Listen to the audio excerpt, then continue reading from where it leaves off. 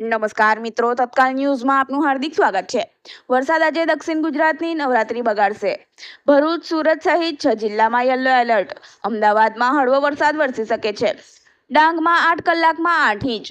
ગુજરાતમાં ફરી વરસાદી માહોલ સર્જવાની શક્યતા છે। હવામાન વિભાગે આગામી 24 કલાક માટે ખાસ કરીને દક્ષિણ ગુજરાતમાં ભારે વરસાદની આગાહી કરી છે।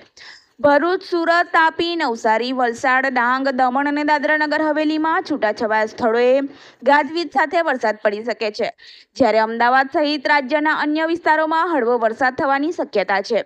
આ સાથે જ 30 થી 40 કિલોમીટરની ઝડપે પવન ફૂંકાવાની શક્યતા વ્યક્ત કરવામાં આવી છે। હવામાન વિભાગના ડાયરેક્ટર ડોક્ટર એ.કે. દાસના જણાવ્યા અનુસાર હાલમાં અપર એર સાયક્લોનિક સર્ક્યુલેશન સક્રિય છે। આ સાથે બંગાળાની ખાડીમાં 25 સપ્ટેમ્બર બાદ લો પ્રેશર સર્જવાની શક્યતા છે, જેના કારણે 27 થી 30 સપ્ટેમ્બર દરમિયાન દક્ષિણ ગુજરાતમાં ભારે વરસાદ થઈ શકે છે। ડાંગ જિલ્લામાં હવામાન વિભાગની આગાહી મુજબ સતત ધોધમાર વરસાદ વરસી રહ્યો છે।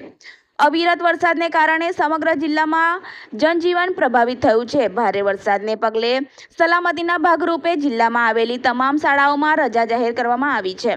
આવા તત્કાલ ન્યૂઝને જોવા અને સાંભળવા અમારી ન્યૂઝ ચેનલને લાઇક, સબસ્ક્રાઇબ, શેર કરો। ધન્યવાદ।